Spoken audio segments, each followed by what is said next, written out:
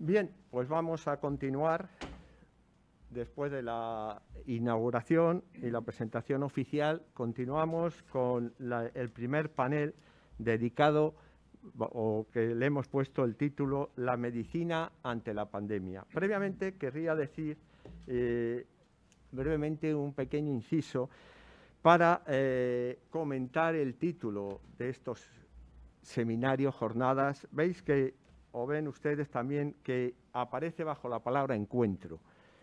Siempre ha sido, desde el inicio, hemos intentado hacer de estos encuentros precisamente lo que dice la propia palabra. No queremos que sea un lugar simplemente académico, no queremos que sea un lugar simplemente de debate, y además eludimos, muchas veces el profesor Vandrés y yo lo hemos dicho, eludimos el tema debate, porque el tema debate implica muchas veces confrontación. Y no queremos confrontar, queremos conversar, queremos dialogar y queremos encontrarnos. Por eso el título de estas jornadas han sido encuentros. Queremos llevar a encontrarnos la sociedad, la ética, el derecho. Y eso se hace pues conversando, se hace presentando las ideas y admitiendo que el otro puede tener más razón que yo y, por lo tanto, pues implica un sentimiento y una actitud de apertura ante lo que nos vayan a decir. Como organizador y desde la Fundación Europea para el Estudio y la Reflexión Ética, hemos intentado que hoy nos planteáramos un problema que está teniendo nuestra sociedad y un problema que nos ha pillado con el pie cambiado. Esta pandemia que estamos viviendo. Pero muchas veces lo hemos visto en los políticos, lo vemos en la sociedad, al que sabe de verdad no le hemos dado la palabra. Y muchas veces están hablando gente que ha oído cosas, pero que yo me permito poner en duda que realmente lo sepan. Por eso hemos querido en esta mañana tener a personas que están al pie de la cama, al pie de las UCIs, al pie de los laboratorios o en los centros residenciales para personas mayores. Por eso hoy el primer panel va dedicado a aquellos profesionales y se va a hablar desde los profesionales de la medicina. El primero que va a hablar es don Antonio Fuertes Ortiz de Urbina, que es secretario precisamente de nuestra fundación, de la Fundación Europea para Estudio y Reflexión Ética, es microbiólogo y es consultor senior de microbiología clínica y está muy acostumbrado a trabajar con este enemigo maldito que tenemos, que es este virus. Y a él le hemos propuesto ya para su ponencia una primera pregunta, para que intente él clarificarla o crearnos más dudas todavía. Eso ya lo veremos, ¿no? Entonces, la pregunta, querido Antonio, es: ¿un virus indomable? Tienes la palabra.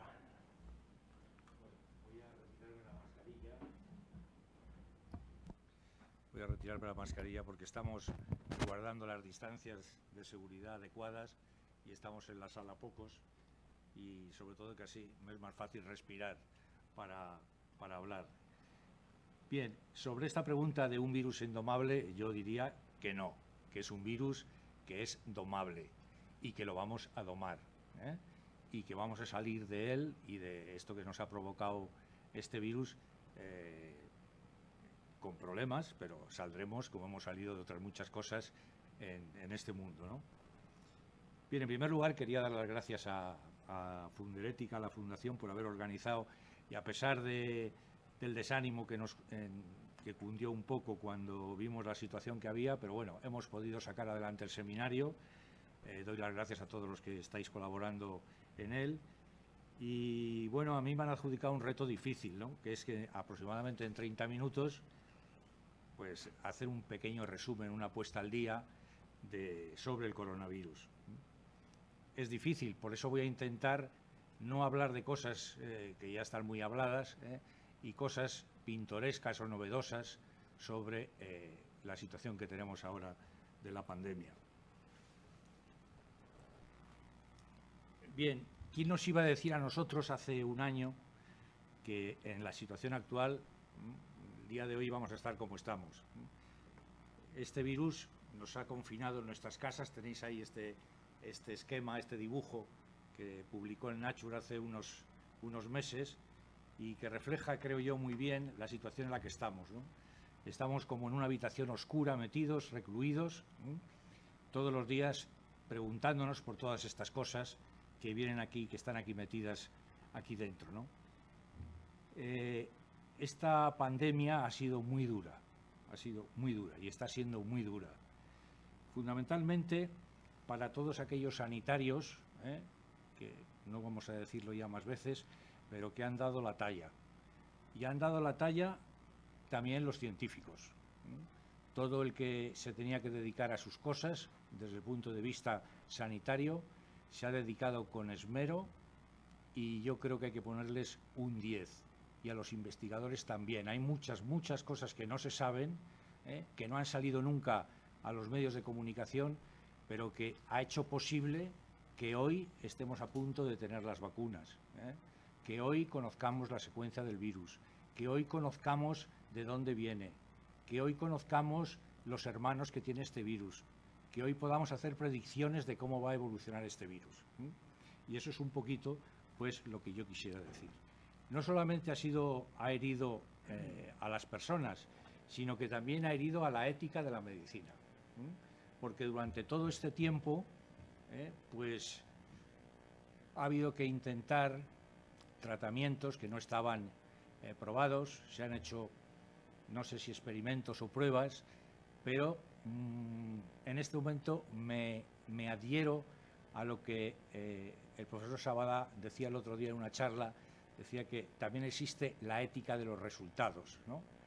Es decir, bueno, con todas las acotaciones que se puede hacer a esta aseveración, pero efectivamente, ¿no? Se ha intentado maximizar los beneficios, tratar a la gente igualmente, aprovechar mucho los recursos y dar prioridades a ciertos pacientes, porque en este momento los recursos sanitarios eran absolutamente escasos y había que distribuirlos. En fin, esta diapositiva publicada en el Lancet hace poco, en el New England, hace poco daría solamente para una reunión. Bien, yo voy a tratar un poco de esto, ¿no? ¿Qué son los coronavirus y su importancia médica? ¿De dónde vienen? ¿Cómo se transmiten y ha ocurrido la expansión? ¿Por qué la infección es así, las consecuencias? ¿Y cómo estamos ahora? Y luego, si queda tiempo, o si hay alguna pregunta, pues sobre vacunas y diagnóstico. En fin, vamos a ver lo que cunde, porque realmente es poco tiempo. Bien, todo ha sido muy rápido, El año pasado a estas horas, pues prácticamente no sabíamos nada. Empezó el 8 de diciembre, fueron los primeros casos de neumonía. El 16 de enero es el primer caso diagnosticado en Japón. El 28 de enero, el primer caso en Alemania, en Europa. El 14 de febrero se describen los primeros casos en Egipto. El 26 de febrero en América Latina. El 27 de febrero el primer caso autóctono en España. Y el 28 de febrero comienza el primer caso en África subsahariana. Y el 11 de marzo la OMS declara una epidemia, una pandemia global. Es decir, que esto ha ido a una velocidad de escándalo. Pero cuando el 11 de marzo ya se declaró la epidemia, ya se sabían muchas cosas. Ya sabíamos muchas cosas sobre el virus. Bien, a veces se preguntaban, nos decían que era más o menos como una gripe, ¿no? Pues mirar un poco la diferencia, el impacto de la epidemia de gripe del 2018-19, el número de casos que hubo, 490.000, bien, estos son datos oficiales, y la diferencia es brutal. Veis que aquí, según datos de ayer por la noche, los infectados en el mundo eran aproximadamente 60 millones de personas, con 1,5 millones aproximadamente de muertos. Y en España llevamos 1.600.000 infectados, con aproximadamente 50.000 muertos. 50.000 muertos, que son 50.000 personas. 50.000 personas. Una barbaridad.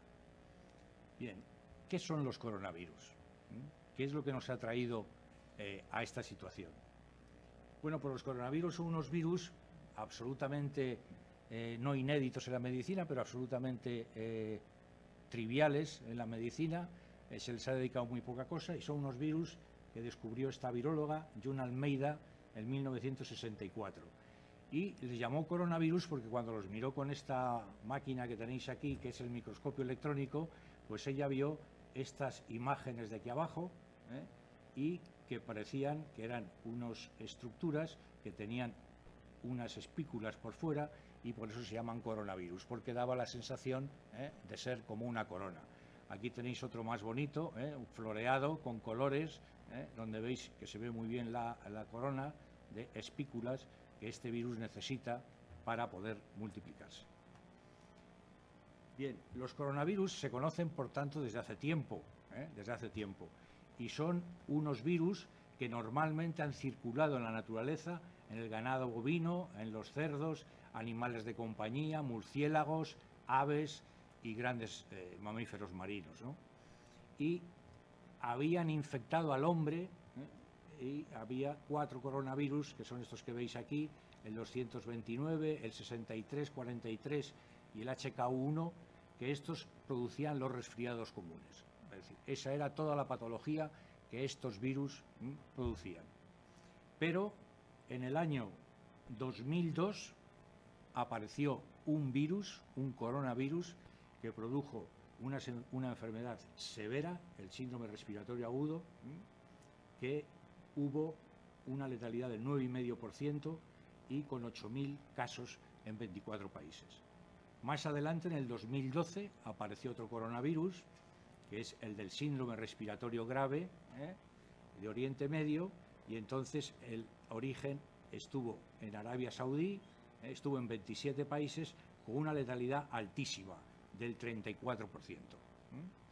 El primer virus ha desaparecido, no hay brotes de él, no ha habido ningún caso después de esto, es decir, que es un virus que se ha extinguido.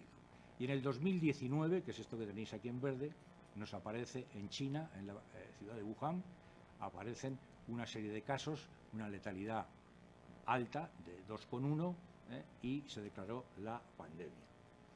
Bien, estos se conocían desde hace mucho, estos virus, incluso en unos libros escolares de ingleses ya aparece, es tradición explicarles algo de biología a los peques, y aquí veis que también describe el coronavirus como productor de resfriados. Bien, ¿cómo es un coronavirus? Pues el coronavirus, esta foto que ya la habéis visto, esta transparencia que la habéis visto en muchos sitios, pues es una cosa muy sencilla, como todos los virus. Tiene una cubierta donde tiene estas espículas, y lo más importante es que dentro de él tiene la información genética. Esta información genética es como un muelle, y consiste en esto, es decir, no tiene más que letras, tiene repetición de 4 letras, y así hasta 30.000 en el caso del coronavirus. Es un virus enormemente largo, la información genética que tiene.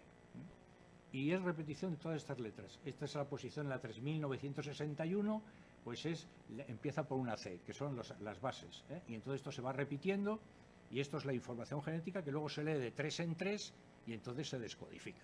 Y eso es esto lo que es el coronavirus, lo que tiene en el interior. En la superficie, el coronavirus tiene una proteína, que es lo que se llama la proteína S o la espícula, que es con la que se une a la célula. Y esta espícula se une a la superficie celular por un receptor que tiene, y entra dentro de la célula. Y entonces dentro de la célula lo que ocurre es que se multiplica y produce viriones. Es decir, que necesita para entrar este receptor dentro de la célula. Entonces, una vez que entra, pues entonces, cuando entra dentro de la célula, se desnuda el virus, pierde toda la cubierta, se replica, y entonces cada virus puede llegar a crear de una sola vez entre 10.000 y 100.000 copias por cada tacada de replicación que hace. De tal manera que una célula infectada la vemos de ese aspecto cuando el virus está saliendo. Es decir, que una vez que ha producido en su interior miles de copias, estas copias se ensamblan y salen, y cada una de estos virus puede infectar a otra nueva célula. En general, después de lo que hemos dicho, existen nada más que 7 coronavirus que afectan al hombre, que son estos, que son los que producen los resfriados comunes, que son estos que hay aquí, estos 4 iniciales, estos 2 que hemos comentado que aparecieron en cierto tiempo, y el SARS-CoV-2 beta, que es el que ha aparecido nuevo y el que ha producido la pandemia. ¿Y de dónde ha venido? Ha habido mucha, no mucha, pero sí ha habido discusión, no ha habido dudas sobre de dónde venía el virus, etcétera. La verdad es que un virus de un animal puede pasar al hombre. Eso es lo que se llama el salto. Mientras los virus están donde tienen que estar, que es en la especie que tienen que estar, pues no pasa nada, pasa en los animales que lo albergan y que son sus reservorios, ¿no? Pero si veis aquí, tenemos que a veces estos virus de animales salvajes infectan animales domésticos que también se infectan a la vez por otros virus humanos. Dentro de estos animales hay una recombinación de información genética y sale un virus nuevo. Y ese virus nuevo puede infectar al humano o puede que no pueda infectarlo. En el caso que nos ha pasado, pues el virus que ha salido es un virus que ha infectado al humano. Entonces, lo que ha ocurrido es pues lo que ha ocurrido con todos los demás virus que aparecieron. Por ejemplo, el SARS vino un virus que infectaba a los murciélagos. Los murciélagos toleran la infección, o es una infección leve, entonces estos murciélagos pican a la civeta, que es en este caso el animal hospedador donde se ha creado el virus que ha podido infectar al hombre, y este hombre se infecta. Entonces el SARS, que fue en China, pues aproximadamente dio un 10% de mortalidad y una extensión de 32 países. El otro, el síndrome respiratorio de Oriente Medio, se transmitió al hombre a través del camello y del dromedario. Los murciélagos infectaron a los camellos y dromedarios, y aquí se gestó el nuevo virus que pasó luego al hombre, y de aquí ha producido las infecciones. Bien, ¿y el virus nuevo de dónde venía? Bueno, pues el virus nuevo parece que viene del murciélago también. Bueno, no hay dudas de que viene del murciélago, pero lo que sí ha tenido es un huésped intermediario que no se sabe cuál ha sido. Se dijo en principio que era el pangolín, pero ahí se tienen dudas. No se sabe exactamente si ha sido a través del pangolín o no, porque hay algunos datos. Los primeros genomas que se aislaron de las primeras infecciones, unos eran idénticos a los que se encontraron en un pangolín, pero otros que se encontraron más lejos del mercado, en otros sitios, no tenían relación con el pangolín. Así es que no se sabe, ¿no? Lo que sí es cierto es que el virus encontrado es muy parecido al de los murciélagos. Existe una teoría que este virus pudiese pasar al hombre hace mucho tiempo, o hace tiempo, y en el hombre ha ido madurando sin producir síntomas hasta que ha tenido una mutación, y entonces se ha transformado en patógeno. Patógeno porque puede infectar de otra manera a los humanos. Los 7 primeros genomas aislados mostraban un 99% de identidad, mientras que había en otra localización que no eran exactamente iguales. La homología con los virus del murciélago era del 88%, y con los otros SARS era del 79%. Bien, el asunto está en que se vio que había suficientes diferencias entre algunos virus como para decir que este era otro virus nuevo, diferente, un coronavirus diferente que iba a afectar a la especie humana.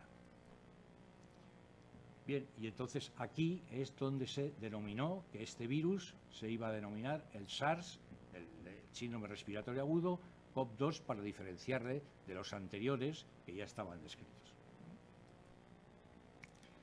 Bien, esto no es tan sencillo, Fijaros, cuando uno habla de un coronavirus, parece que es un virus, pero claro, por detrás hay una investigación tremenda. Fijaros esto, que es la filogenia de los coronavirus que están en los murciélagos. Es decir, que hay un montón de coronavirus. En este caso aquí tenéis en rojo los coronavirus que a través de un animal intermediario han ido pasando al hombre. En este momento tenemos el SARS, el SARS-2, que son estos de aquí, el MERS y los otros que producen enfermedad respiratoria. Bien, entonces todo esto ha traído como consecuencia un gran lío, porque la nomenclatura de todos estos virus estaba un poco desperdigada y no estaba unificada, de tal manera que ha habido que unificarla. Bien, ¿cuál es el futuro del virus? Pues mirar, el virus ha ido evolucionando. La evolución del SARS se produce porque cuando se leen las 30.000 letras se cometen errores de lectura.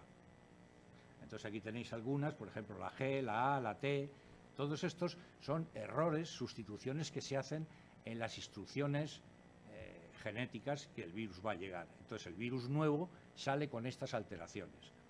Claro, con 30.000 uno dice, bueno, ¿cómo es que el virus son tan iguales todos? Porque a pesar de todos estos que veis aquí, cada punto es uno de los virus actualizados a ayer, cada uno son mutaciones que tienen los virus que se han encontrado. Aquí los tenéis por diferentes colores, las diferentes mutaciones que ha habido. Pero a pesar de toda esta variedad que los puede clasificar, que podemos saber dónde nació un virus, a dónde viajó por el estudio genético de cada uno, sabiendo toda la evolución que tienen, todos estos coronavirus son muy iguales, de tal manera que son el mismo virus. Las diferencias son tan pequeñas que no está produciendo alteraciones que puedan ser más patógenos.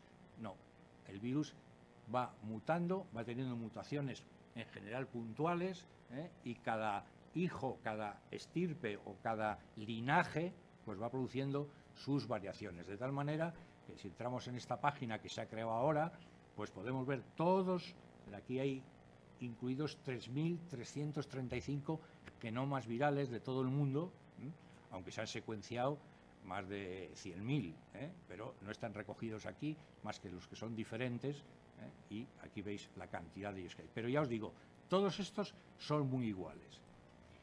Bien, ¿y por qué son tan iguales?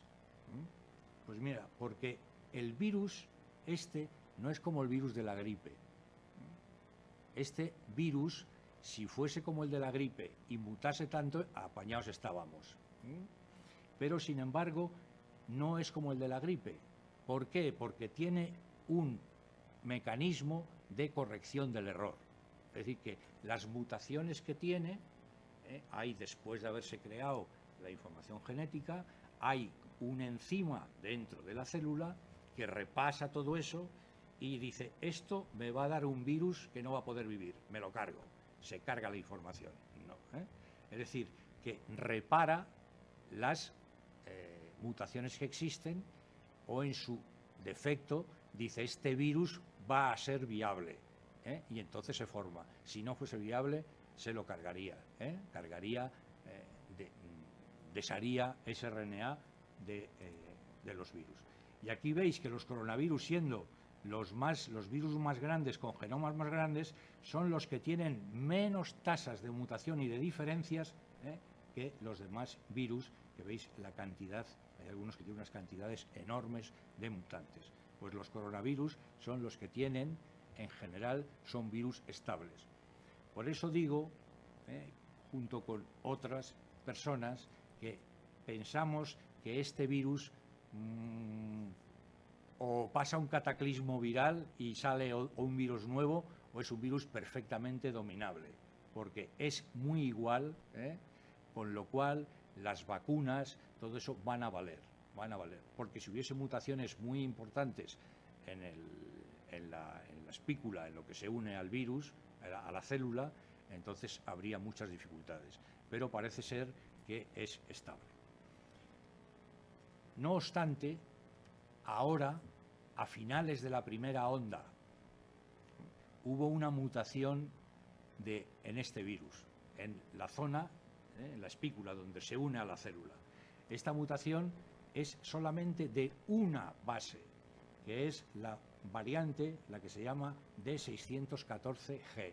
¿Y esto qué significa? Significa que la posición 614 del gen que codifica la espícula hay una sustitución, una D, que es una fenilalanina, por una glicina. Solamente eso, un aminoácido en una proteína.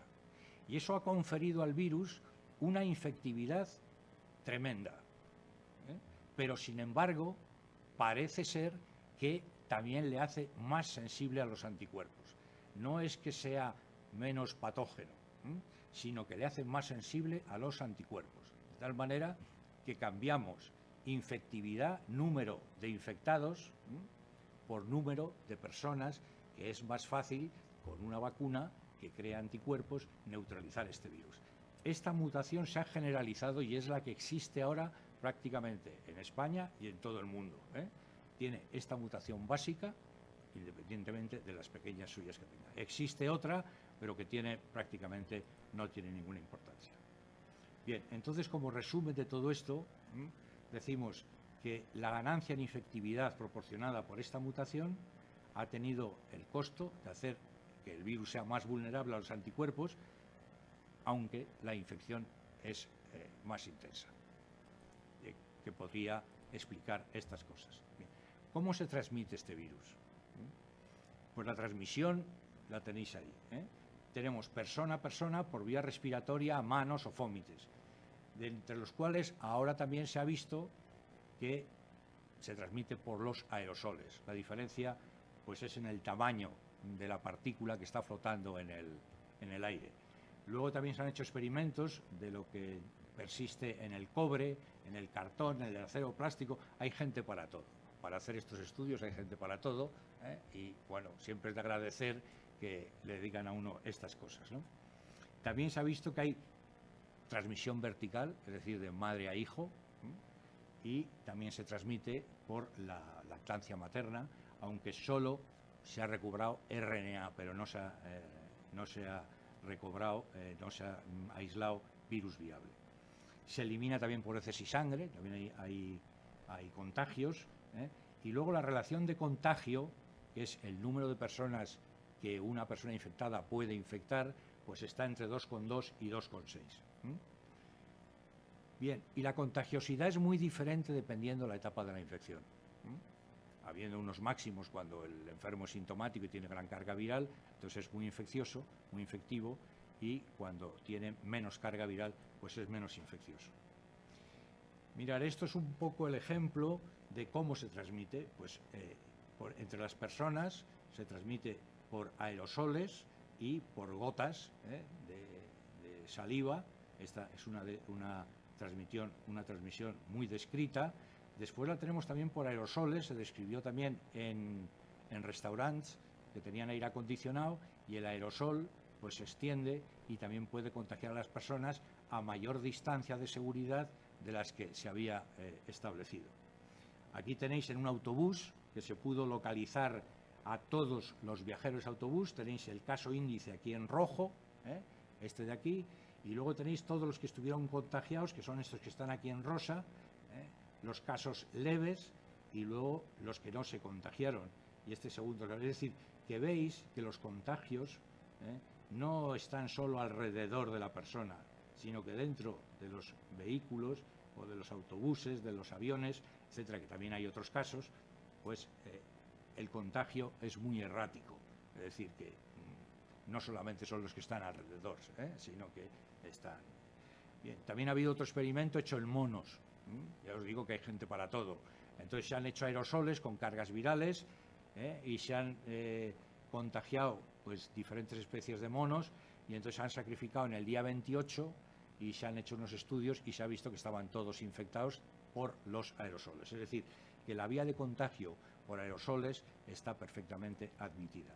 Aquí tenéis un avión también donde hay casos iniciales. Estos tuvieron síntomas y a los que contagiaron, en fin, más o menos los colores significan que el otro, pero veis que los contagios no solamente están alrededor de los que tenían síntomas, sino que aparecieron también en otros que estaban mucho más alejados de los casos índice.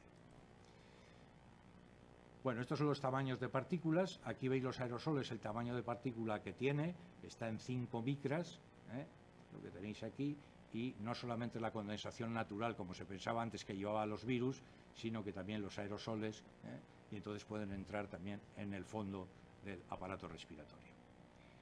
Bien, por eso las mascarillas es un método muy eficaz de prevención del contacto.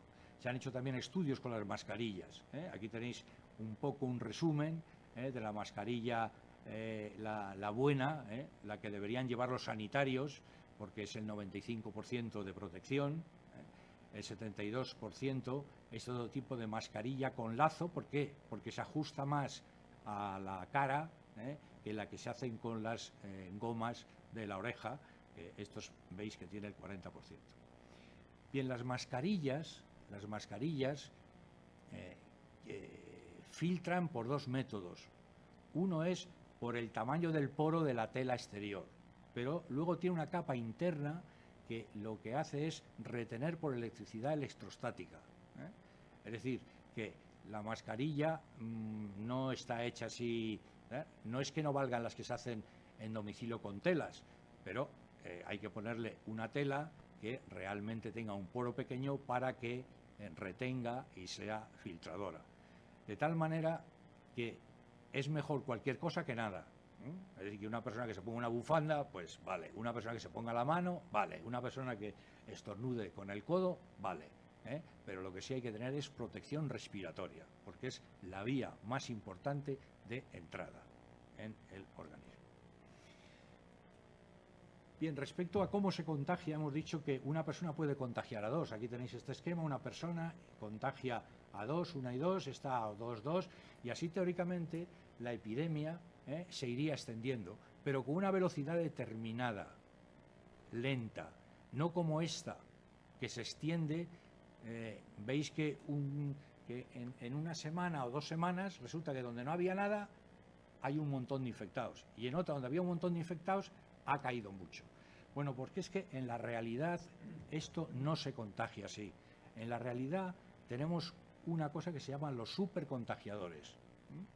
De tal manera que una persona contagia a dos, pero una de estas resulta que es supercontagiador y va a contagiar a toda esta cantidad de personas. De tal manera que solamente este individuo puede contagiar a todas estas, mientras que estos otros a lo mejor no contagian a nadie. De todos estos contagiados, alguno de ellos es supercontagiador y contagia a todas estas. Y entonces se van haciendo una serie de clústeres, ¿ves? Después de esto, pues a lo mejor hay una persona que solamente es capaz de contagiar a estos tres, y este es el supercontagiador que contagia a estos de aquí. Y así se va extendiendo la epidemia. Pero la epidemia no se extiende como una gota de aceite, se extiende por clústeres, se extiende por grupos, de tal manera que lo importante es buscar el supercontagiador. De tal manera que los rastreos que se están haciendo hacia adelante, es decir, yo veo a las personas que he contagiado, debería ser incluir el rastreo hacia atrás, porque lo que interesa es localizar al supercontagiador, porque localizando al supercontagiador vamos a localizar a muchas más personas que yendo hacia adelante. Entonces, este rastreo hacia atrás es importantísimo hacerlo y localizar a esta persona, que es la que, si la aislamos, va a disminuir muchísimo el número de casos. Bien. 5 minutos. Sí, tan esto es así que se sabe que solamente el 10% de las personas infectadas es capaz de contagiar al 80% de los infectados. Es decir, que si hubiésemos localizado estos supercontagiadores, que se llama, pues realmente hubiese sido al revés. La enfermedad, ¿por qué es como es? Pues porque el virus se pega para entrar a la célula a un receptor que tiene, que lo utilizan, que está en muchos tejidos, el sistema renal, está en el páncreas, está en muchos sitios, y entonces lo que hace es lo bloquea. Y entonces todos unos sistemas que existen de regulación de presión arterial, de circulación, de inflamación, de tal, todo esto se ve totalmente alterado, ¿eh? De tal manera que la persona que tiene algún problema, pues la enfermedad suele ser bastante más grave que en las personas que no tienen ninguna enfermedad de base. Y es precisamente por el receptor que tiene. El de la gripe tiene otro receptor, ¿eh? Pero este tiene ese receptor que es clave para muchísimas funciones del organismo. Bien, por supuesto, las personas mayores se ven más afectadas porque tienen más enfermedades de base, pero además es que tienen, los hombres particularmente, tienen más cantidad de este tipo de receptores y los niños parece que tienen menos. Por eso las enfermedades se manifiestan más en los adultos, ¿no? Y más en los varones que en las hembras. Bien, hay una serie de cosas tardías. Cuando uno se cura, no se cura del todo en muchos casos, ¿eh? Hay alteraciones, hay manifestaciones tardías que, bueno, no vamos a entrar en ellas, pero sí lo que quiero deciros es cómo estamos ahora, ¿eh? Aquí veis, en el periodo de enero a mayo del 2020, los casos totales fueron, a la izquierda están los hombres y a la derecha las mujeres. Entonces, mirar cómo está en esta zona, y los más afectados están a partir de los 65, 66 años, mientras que ahora, fijaros cómo ha cambiado la distribución de la edad, que está afectando a grupos más jóvenes. El resto, pues prácticamente está igual. Está igual la tasa de fallecidos, está igual en los ingresados, está más o menos igual los casos hospitalarios, pero sin embargo sí ha cambiado las personas que son diana, objeto de la infección viral. Bien, esta es otra transparencia que me han dejado en el laboratorio donde yo trabajo, donde veis la diferencia que existe entre el número de PCRs positivas que teníamos en las semanas iniciales del primer brote, que teníamos el 43, el 40, el 20, y cómo estamos ahora, que estamos en menos cantidad de positivos. Es decir, que la situación sí ha mejorado, sí ha mejorado, ¿eh? Ayer, hablando con una compañera de un hospital, me decía que efectivamente están un poco, no es lo que había, pero realmente una vida pues es lo suficientemente importante como para estar preocupado por ellos. Y aquí tenéis lo mismo, ¿no? Esto es en Madrid, como estamos, lo anterior era en Barcelona, y aquí veis en Madrid la diferencia que había en los primeros meses de marzo, de abril, a cómo estamos ahora en la semana 44, la 43, etcétera, del mes pasado. Bien, para el diagnóstico, pues tenemos los síntomas de la enfermedad, que los médicos se lo conocen muy bien, los que asisten a los enfermos, y luego en el laboratorio hay una serie de marcadores bioquímicos, hematológicos, que cuando ingresa una persona y se ve que están esos marcadores alterados, el diagnóstico está prácticamente hecho. Pero el diagnóstico de la microbiología se hace con estas dos pruebas, que son la PCR, el antígeno y los anticuerpos. La pregunta que hay que responder es: ¿tengo el virus, sí o no? Entonces, para eso hay que utilizar la PCR o el antígeno. El antígeno, que es una prueba más rápida, siempre es menos sensible que la PCR. Pero estos test responden a esta pregunta: ¿tengo el virus o no lo tengo? Y si he tenido contacto con el virus o no lo he tenido, responden la presencia de anticuerpos. Si los anticuerpos son positivos, uno ha tenido presencia con el virus. Luego aquí hay todas las combinaciones que queráis de respuestas. Y entonces, para orientar un poco, y con esto terminaría, cuando uno tiene contacto con el virus o con cualquier agente infeccioso, existen estas situaciones muy resumidas, ¿no?